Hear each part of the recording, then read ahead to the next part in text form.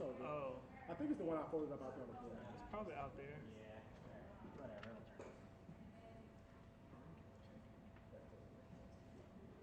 How's everybody feel? Good? I feel good now. They had flat bread pizza over there, and I fight. Flat bread, I got Yeah. so And the pasta? You like it? I haven't had it. The pizza is normal. no, not the first time. All right. Not even know. No, it's all good, right? It must be nice to go home. All right, so the 4 months, well,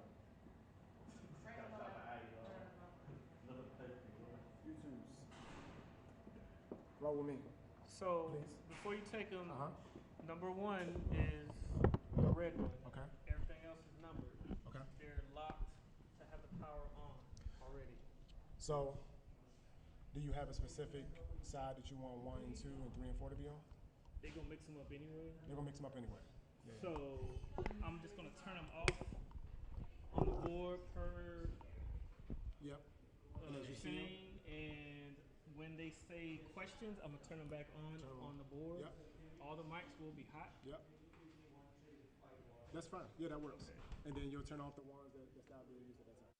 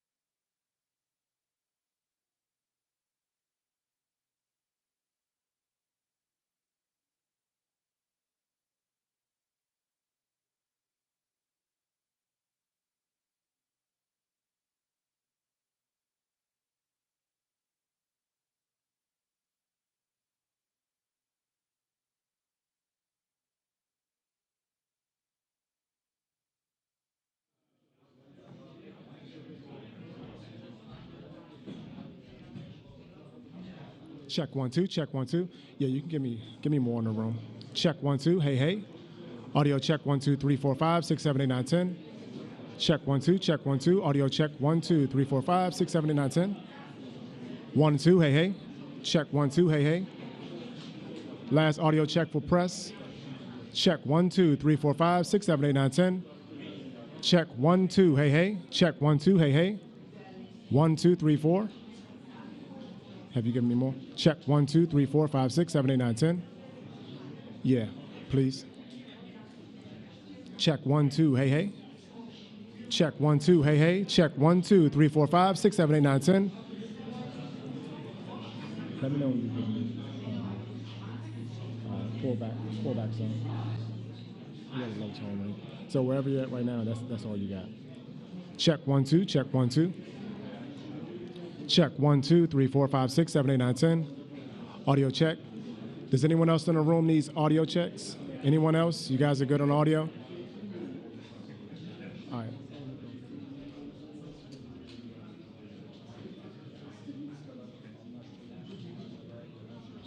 Check 1 2 3 4 5 6. Check 1 2. Hey hey. Check 1 2 3 4 5 6. Check 1 2. Hey hey. Audio check 1 2 3 4 5 6 7 8 9 10.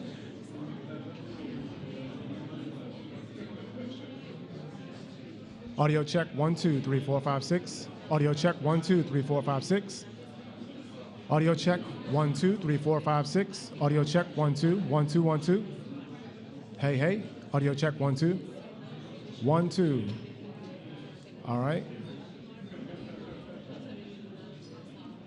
Check 1 2.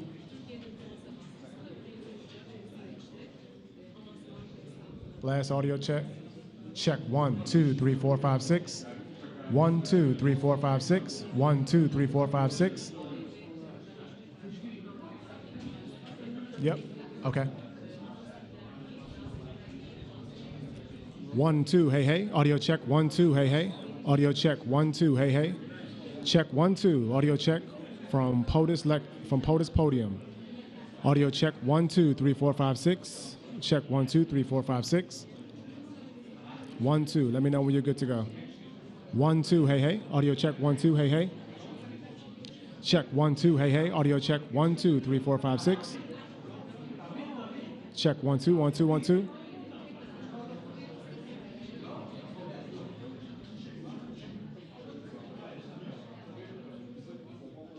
Okay. Check 1 2. All right.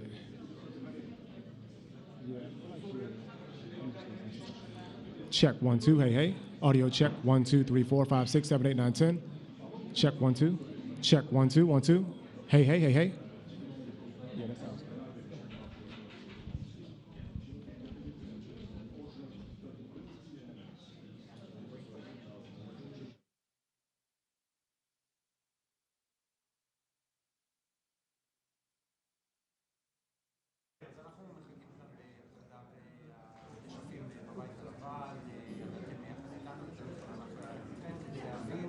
מה באמת יגידו שני המדינות הנשיאות דונלד טראמפ וראש הממשלה בנימין נתניהו, האם זה כבר דעתי או רק כוונות? לפחות לפי מה שאני שומע, לא נשמע פה בזמן הקרוב על הכרזה על הסכם, מן הסתם לא דורש לאחר מכן כל משא ומתן והבנות מלחמה, אבל כן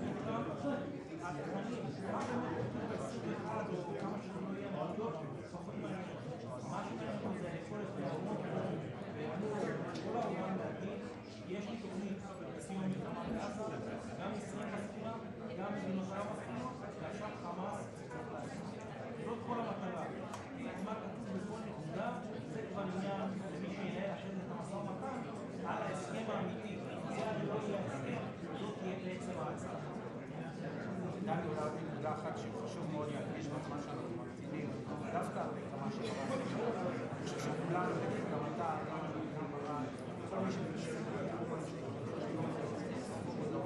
משפחות חלקים, כולל עכשיו, שאומרות, רגע, מתי שכבר בטח שבהסכם הזה, בהסכם 21 הנקודות, מדובר על שכנות 48 שעות, זה כמו שפרס אנחנו בסוג של הסכם עקרונות, זה עדיין לא מציעים להסכם פעולה לידי מימוש, גם אם תהיה לנו אחוזות משותפות של הסכמות ולהערכתי יהיו, אנחנו אחר כך צריכים לדבר על המזונות, על הפרטים, על הישיבה בתוך משפט של סגירת הקצוות, גם אם זה קורה בתרחיש האופטימי, יש לנו את זה.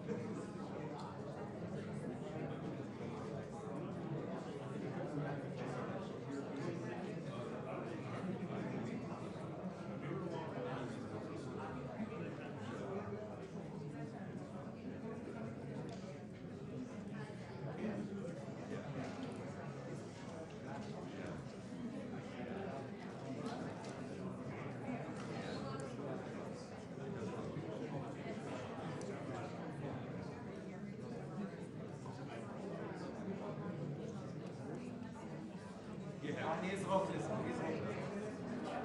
אני אזרוק לזה.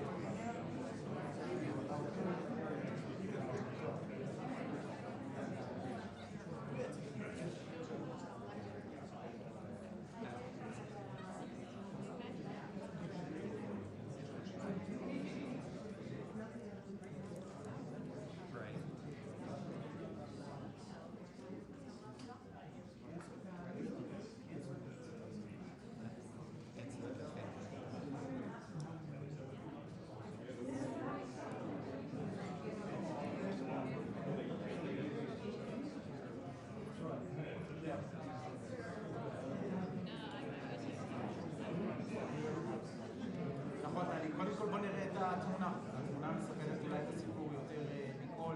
זה עולה בחשבון הטוויטר הרשמי של הבית הלבן.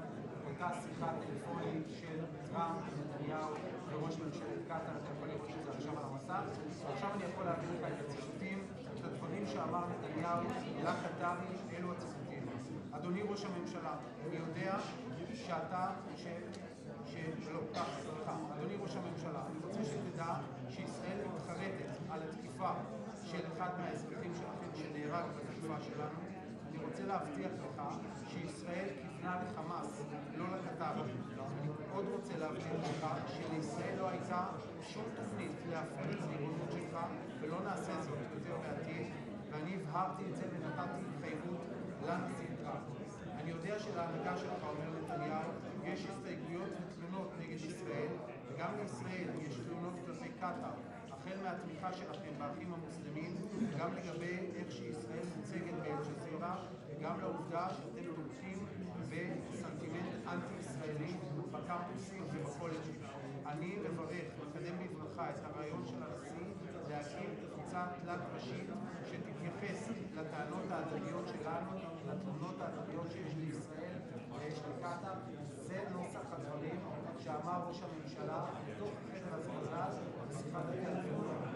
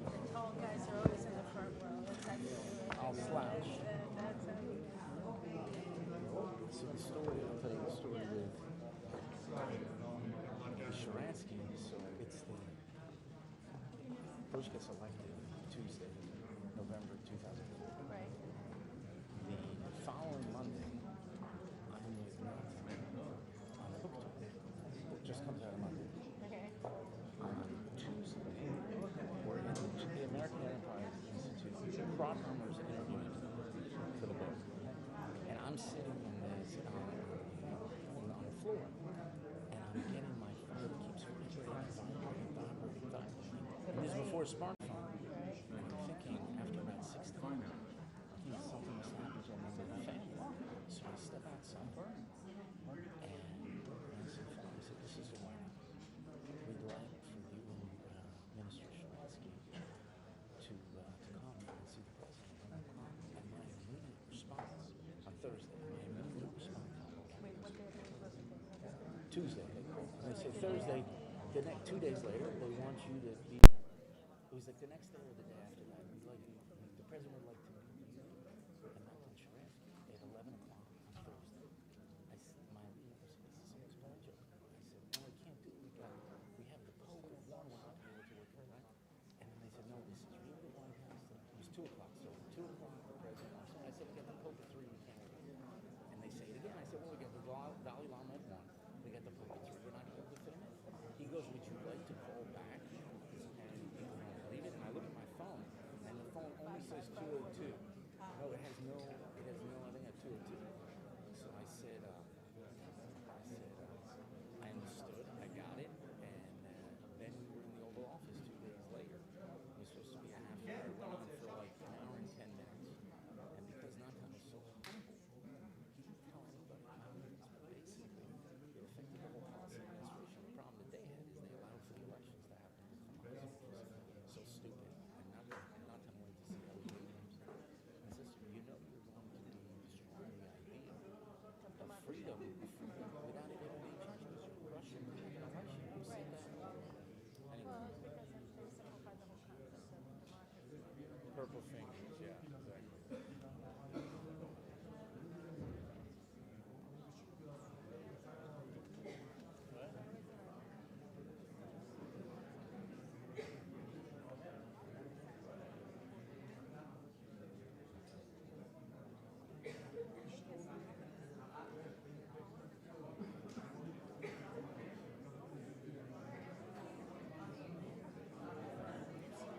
That means he never met a right-wing reporter.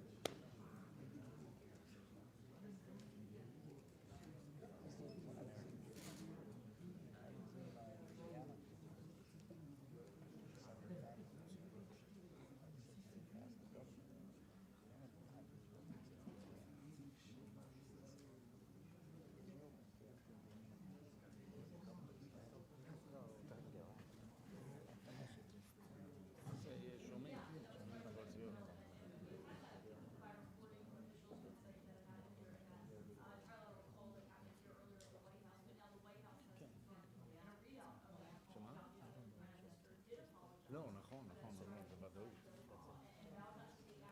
לא, זה...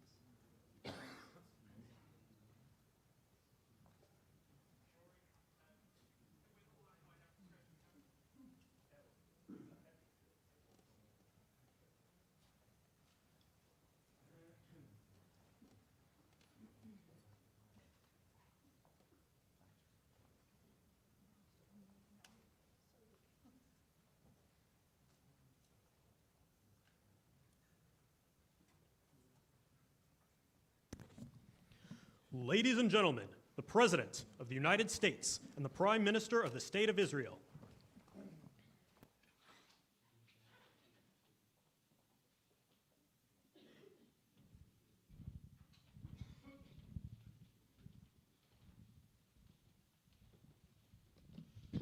Thank you very much, everybody.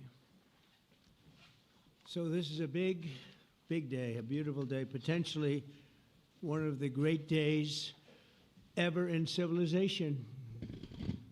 Things that have been going on for hundreds of years and thousands of years. We're going to, at least we're at a minimum very, very close, and I think we're beyond very close. And I want to thank Bibi for really getting in there and doing a job. Bibi, por We worked well together. hacer el trabajo. With many other countries, Trabajamos juntos muy bien, como lo hemos hecho con otros países, con muchos países, que es la única forma en que toda esta situación se va a resolver. Y no estoy hablando solo de Gaza. Gaza es una cosa, pero estamos hablando más allá de Gaza. Estamos hablando de todo, todo resuelto. Estamos hablando de la paz en el Medio Oriente. Hoy es un día histórico. El primer ministro Netanyahu y yo acabamos de concluir una importante reunión sobre temas vitales como el comercio, la expansión de los acuerdos de Abraham y lo más importante, discutimos cómo terminar la guerra en Gaza. Pero eso es solo parte del tema más importante, que es la paz en el Medio Oriente.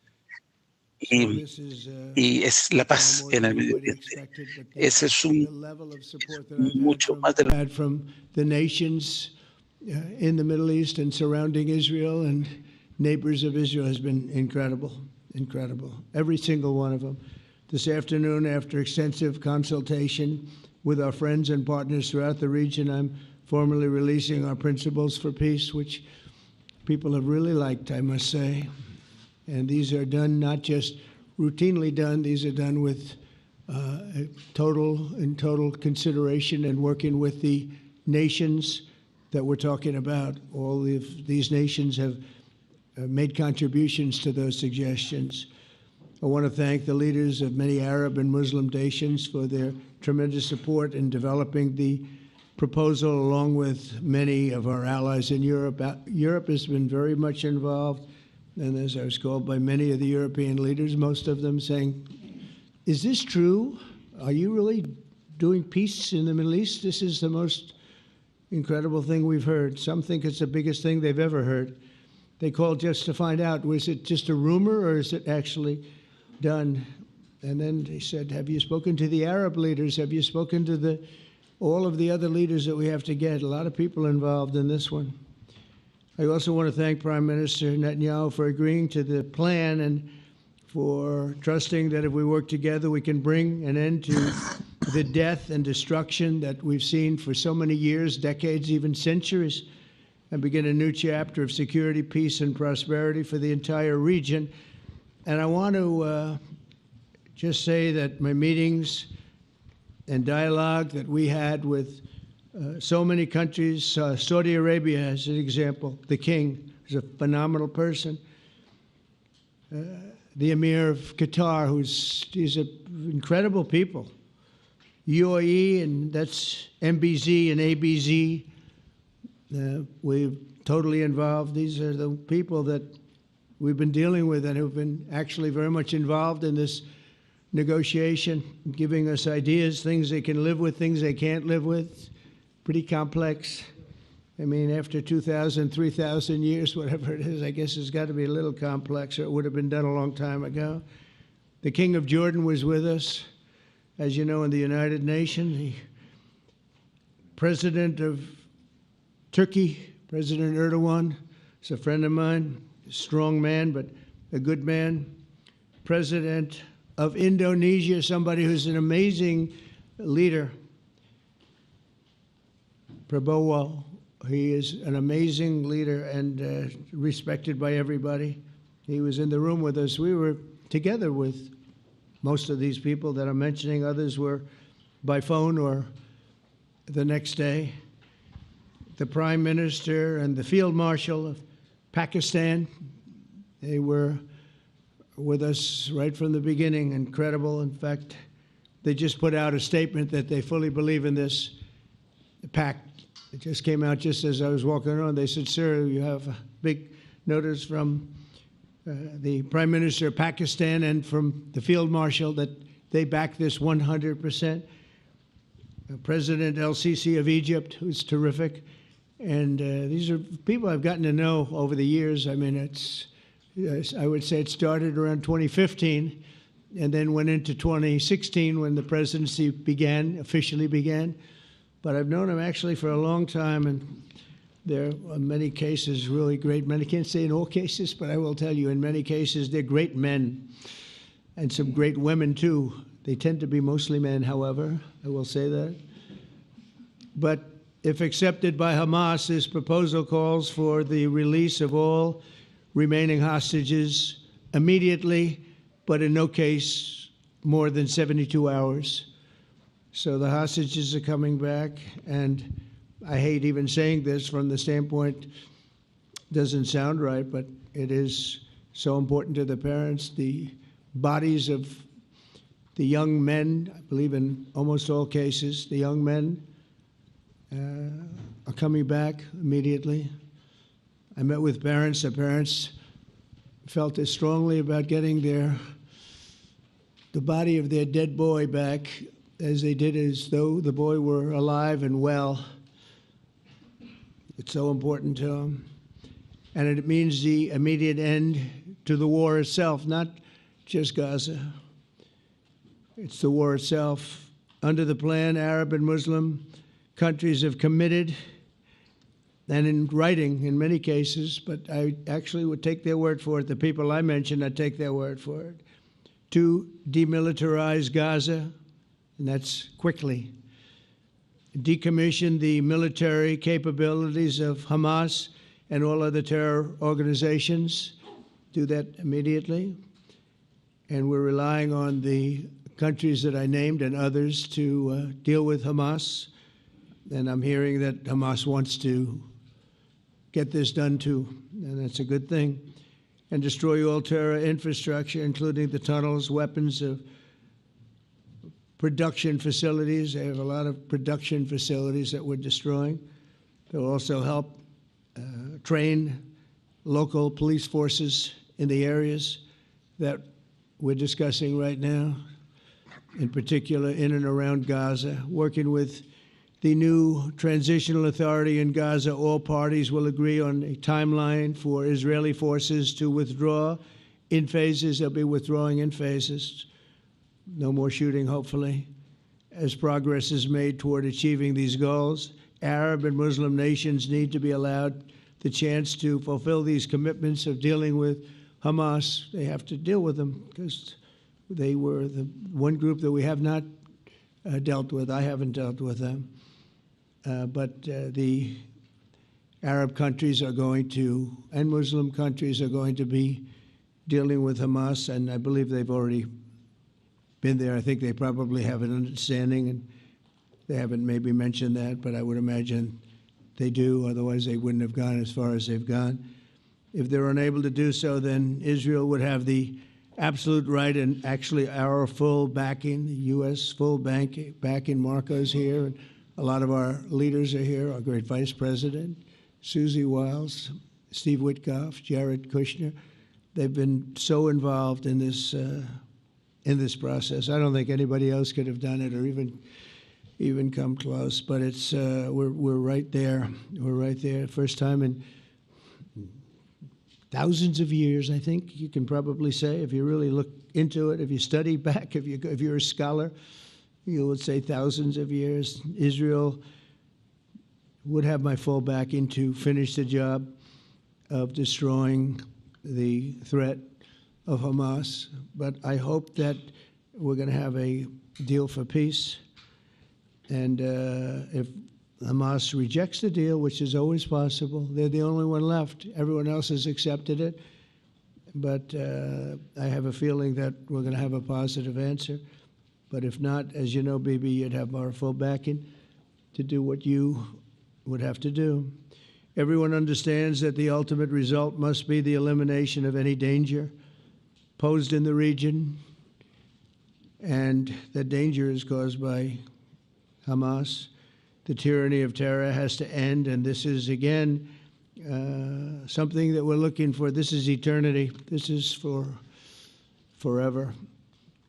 To ensure the success of this effort, my plan calls for the creation of a new international oversight body, the Board of Peace, we call it, the Board of Peace, sort of a beautiful name, the Board of Peace, which will be headed, not at my request, believe me, I'm very busy, but we have to make sure this works. The leaders of the Arab world and Israel and everybody involved asked me to do this, so it would be headed by a gentleman known as President Donald J. Trump of the United States. That's what I want, is some extra work to do, but it's so important that I'm willing to do it, and we'll do it right, and we're going to put leaders from other countries on, and leaders that are very distinguished leaders, and we'll have a board, and one of the people that wants to be on the board is the UK former Prime Minister, Tony Blair, good man, very good man, and some others, and they'll be named over the next few days, and it'll be quite the board.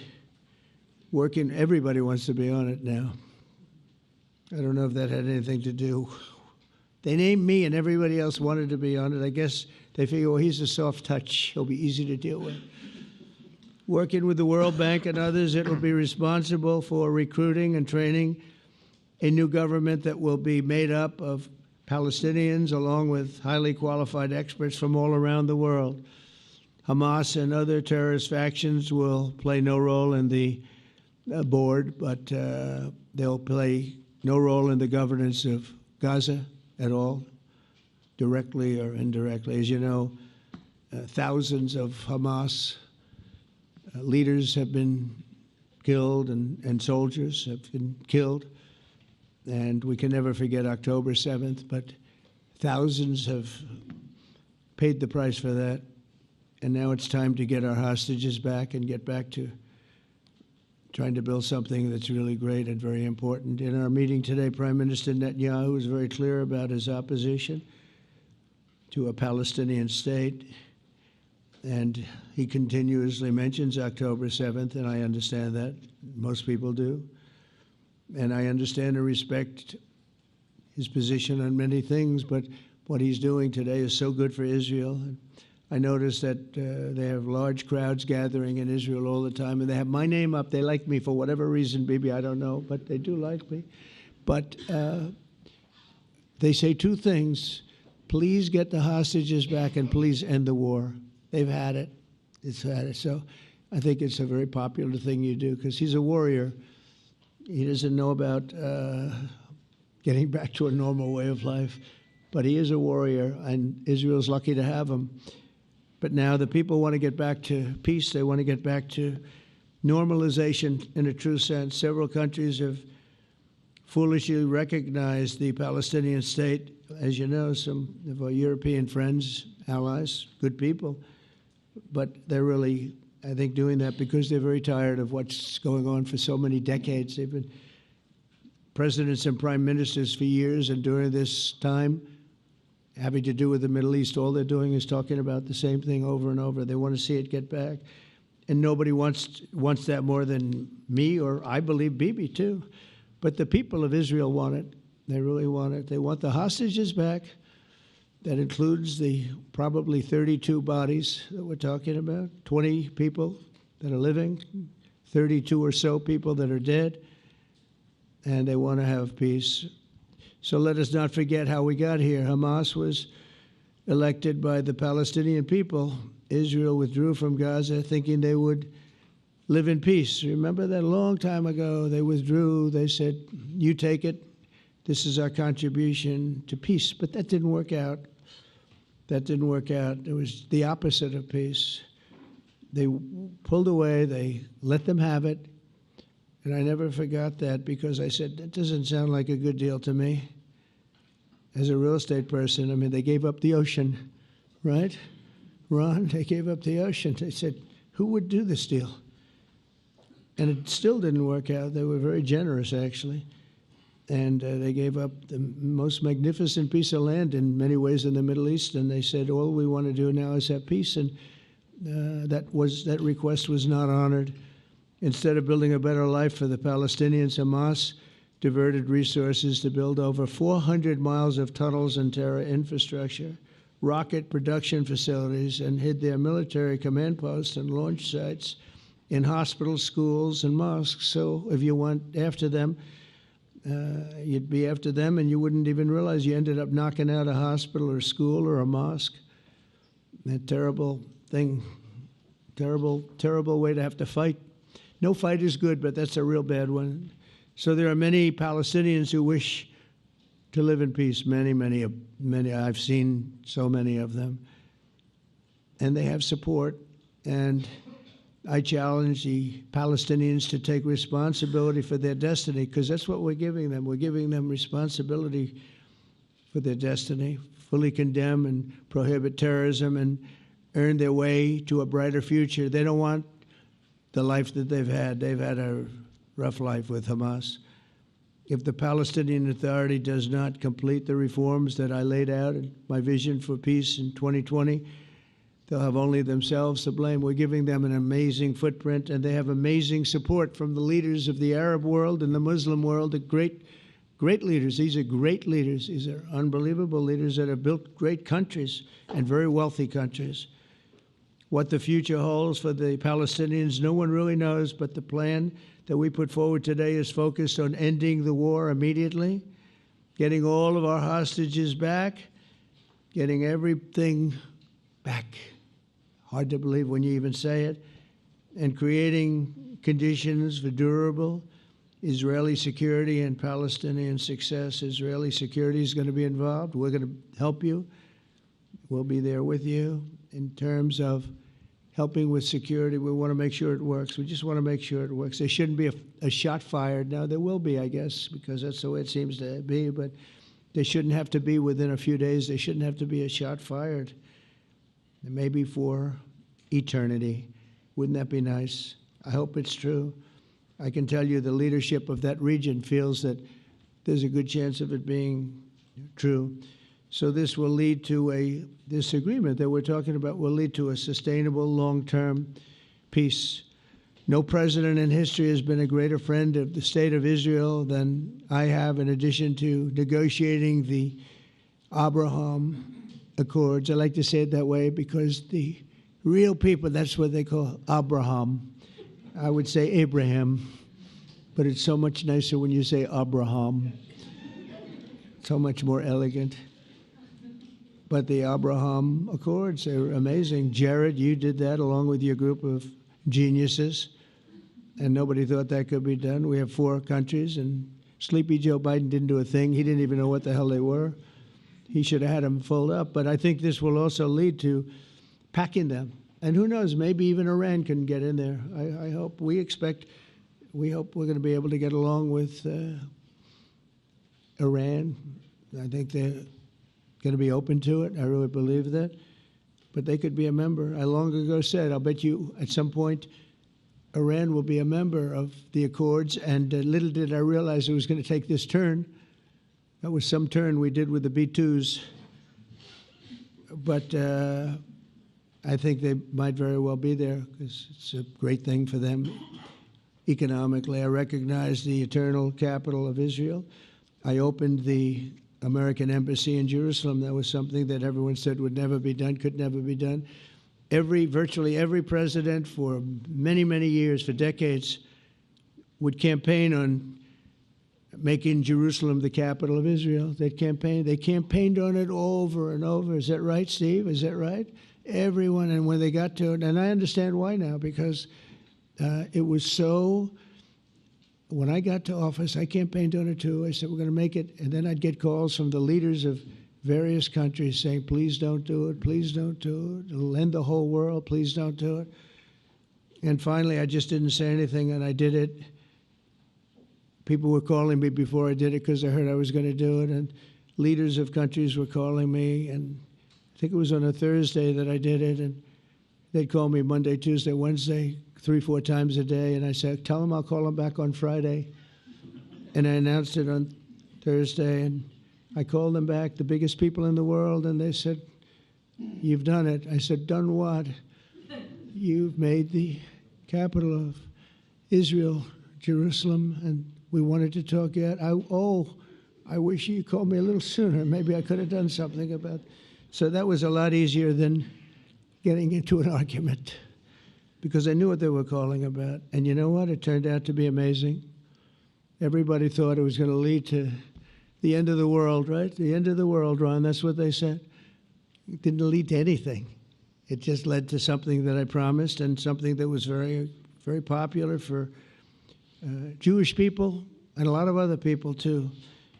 I recognize Israeli sovereignty over the Golan Heights, and I cut taxpayer funding to the corrupt United Nations Relief and Works Agency. And United Nations was interesting because, as you know, a few days ago they introduced me. Ladies and gentlemen, the President of the United States. I'm looking at my teleprompter, and the thing was dead, stone cold, dead.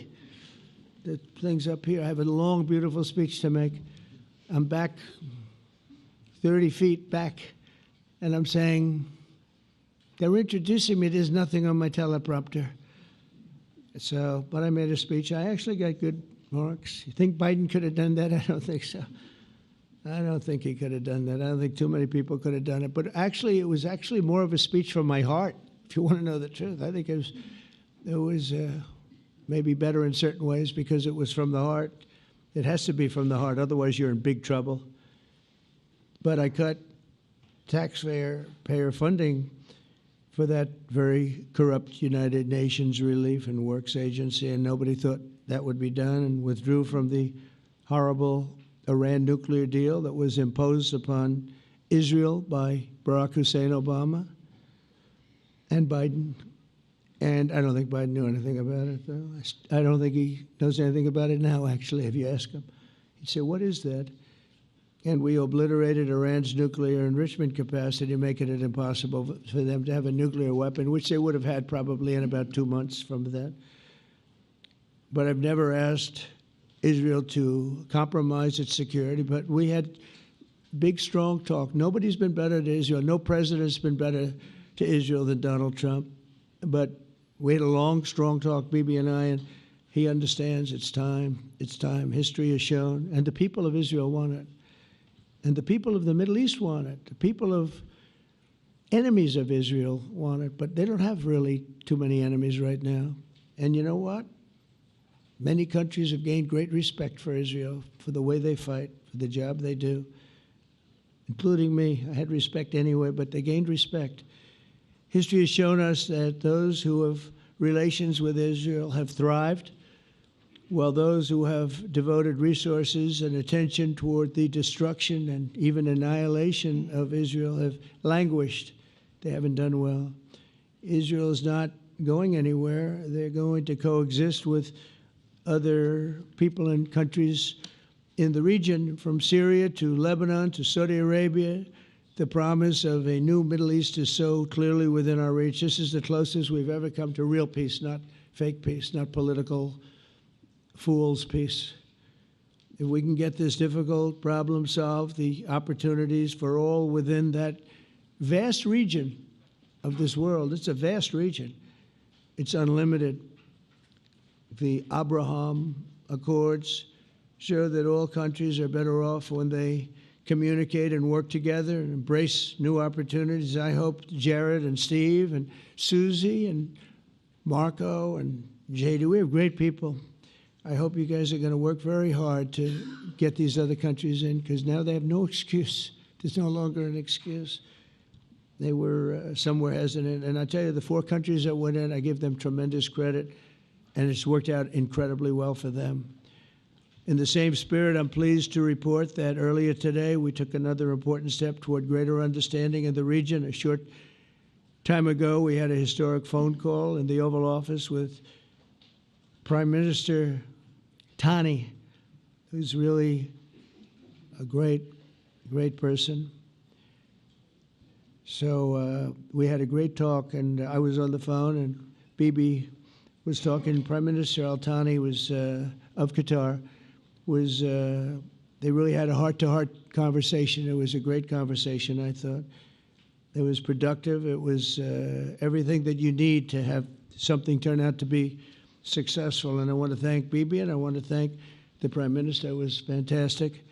We agreed to launch a formal trilateral mechanism between Israel, Qatar, and the United States to begin a dialogue to enhance mutual security, correct misperceptions, and avoid future misgivings. And I want to thank Qatar, its leadership, and the Emir.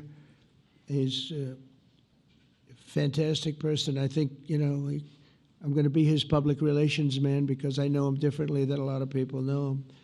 But he wants peace. He wants to see peace. And his people, and they really acknowledge the critical role that they've played as mediator. And again, we're not quite finished. We have to get Hamas, but I think they're going to be able to do that. So now it's time for Hamas to accept the terms of the plan that we've put forward today. And again, this is a different Hamas than we were dealing with because I guess over 20,000 have been killed. Their leadership has been killed 3 times over. So you're really dealing with different people than we've been dealing with over the last 4 years, 5 years. Everyone has done their part and come to the table in good faith. Our Arab and Muslim partners are fully prepared to step up and fulfill their commitments for the benefit of the people of Gaza and the entire region. They're willing to step up and do a lot. They really are. There are a lot of good people involved. Everybody who wants to see an end to the violence and destruction should be united in calling for Hamas to accept the extremely fair proposal so that we can end the war and get us back our hostages right now and have everlasting peace. And I look forward to having relationships with everyone. As the chairman of the board, I'll be involved, and we'll have meetings with some very smart people that'll be working over there to make sure that we haven't just been wasting time with an agreement that doesn't get done. The task of building peace will not be easy. There are some of the hardest problems in the world to solve, and that's why it's been going on for so many centuries. But too many lives are at stake not to try, and this is more than a try. I mean, I think this is something that gets done when you have virtually every country, and these are powerful, powerful countries that have a lot of money, and the money can make things happen. A lot of countries try, and they don't have any money. These are very rich countries that can make things happen. So together we'll forge a much safer and more hopeful future for everybody, including Israel. And I want to thank Prime Minister Netanyahu for his partnership, and I want to thank all of the leaders, the kings and the emirs and the presidents and prime ministers, people I mentioned. And they've been absolutely fantastic to work with, and it's just happened very quickly. It's happened from a couple of weeks before I had a couple of meetings, but a couple of weeks before we went to the United Nations, and we had some incredible meetings. It all came to place. It all took place, and everybody wanted to be a part of it. I don't have anybody that's saying we don't want anything to do with it. It's just the opposite.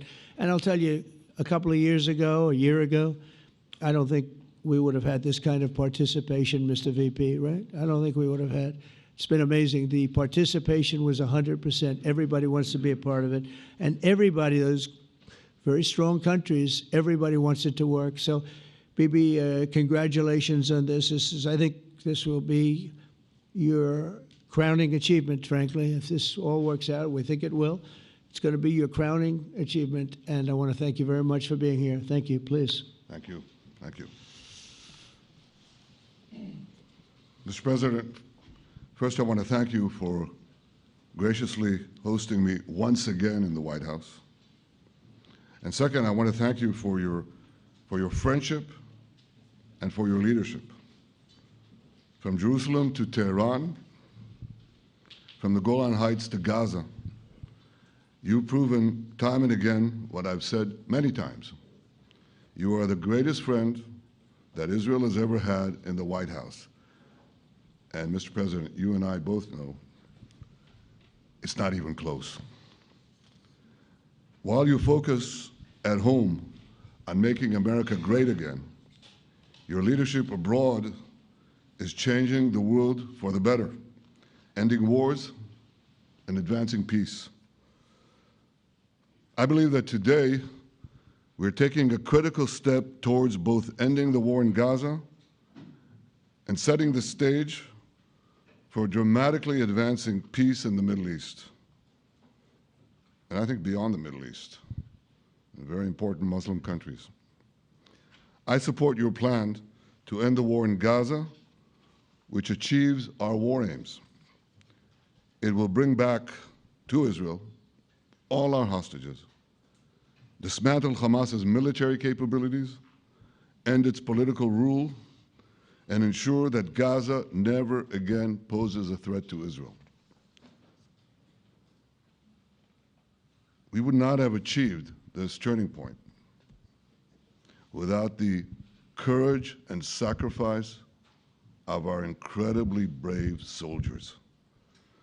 They fight like lions to defend the people of Israel, and they serve on the front line in the war between civilization and barbarism.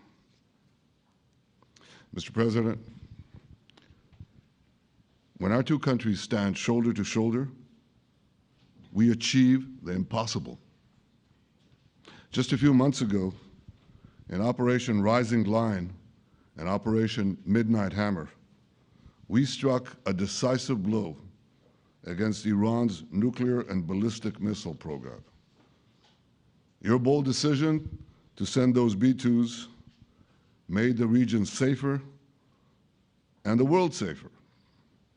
Now, under your leadership, we're taking the next step to win the war and expand the peace.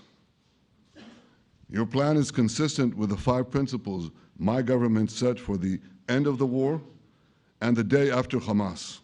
Everybody asks, what is your plan for the day after Hamas? Here's our plan. Passed it in the cabinet. All our hostages, both those who are alive and those who died, all of them will return home immediately. Hamas will be disarmed. Gaza will be demilitarized. Israel will retain security responsibility, including a security perimeter for the foreseeable future. And lastly, Gaza will have a peaceful civilian administration that is run neither by Hamas nor by the Palestinian Authority.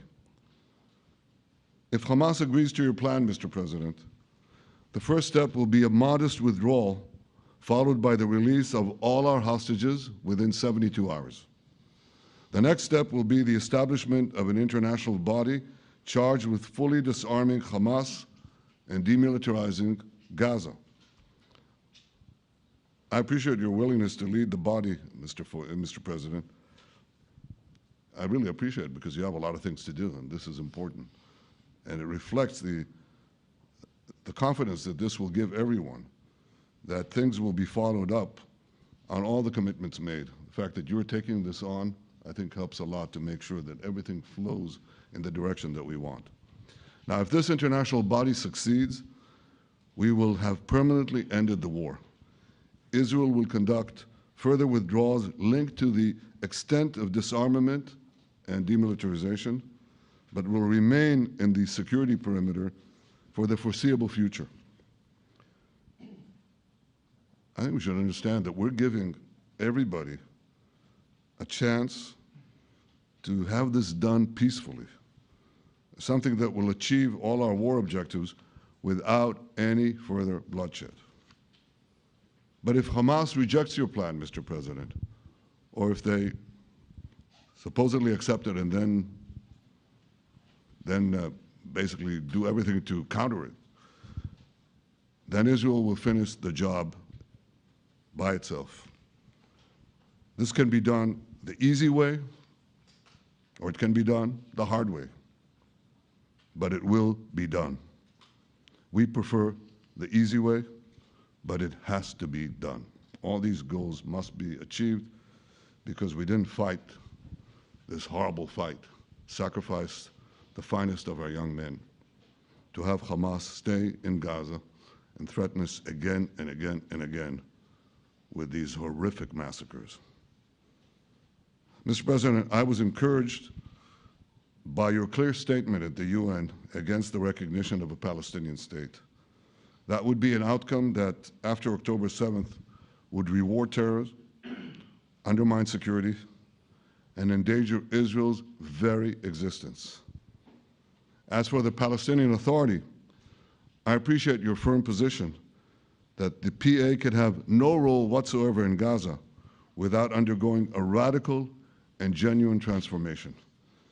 In your 2020 peace plan, which you mentioned just now, you made clear what that transformation requires. It's not lip service. It's not checking a box. It's a fundamental, genuine, and enduring transformation.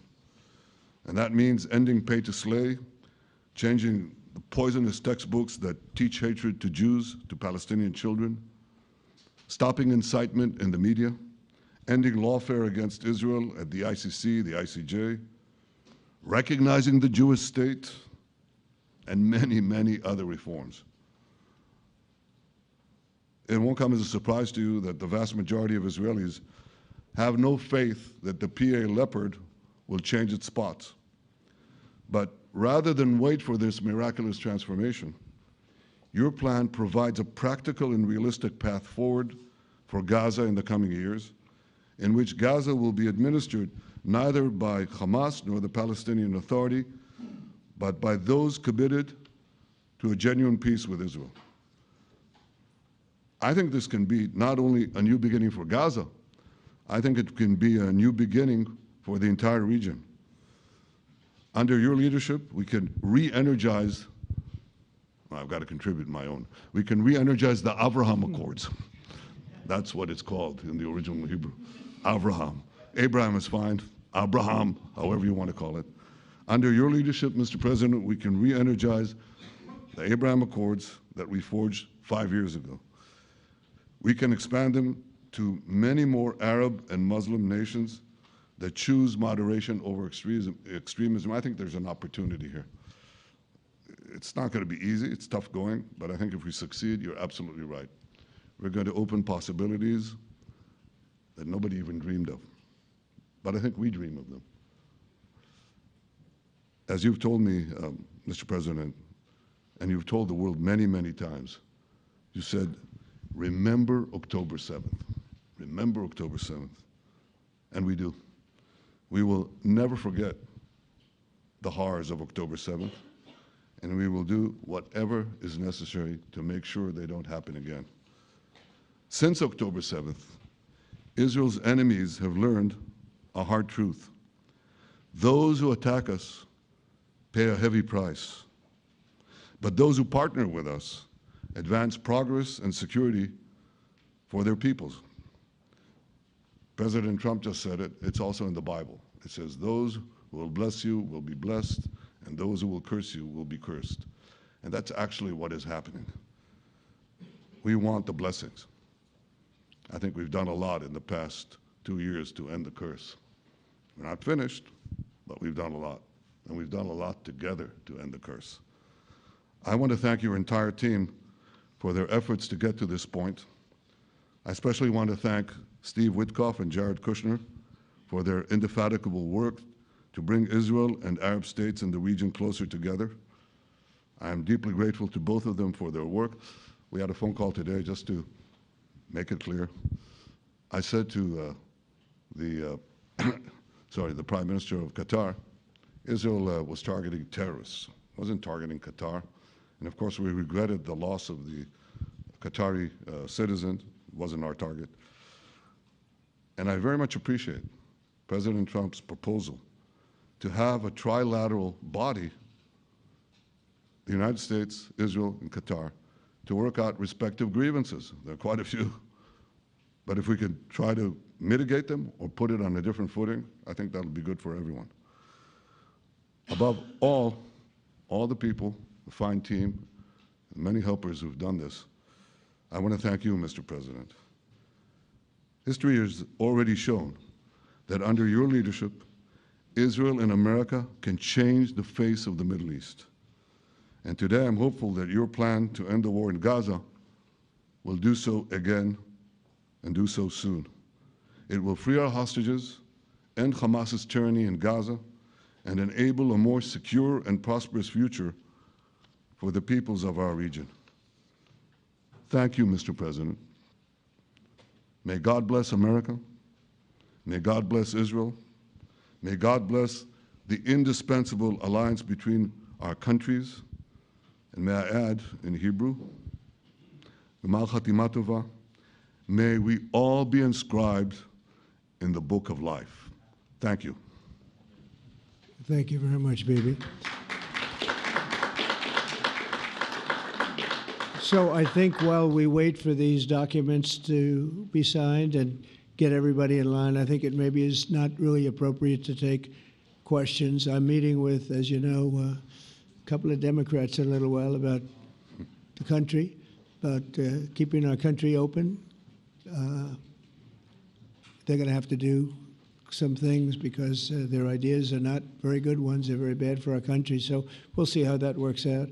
But this is something that was really historic today. This was something that was amazing. I think, Bibi, I mean, depending on you, I think while we're waiting for signatures and waiting for approvals from a lot of different countries that are involved in this, we probably shouldn't take questions? Or would you like to take a question or two from perhaps a friendly Israeli reporter, if there's such a thing?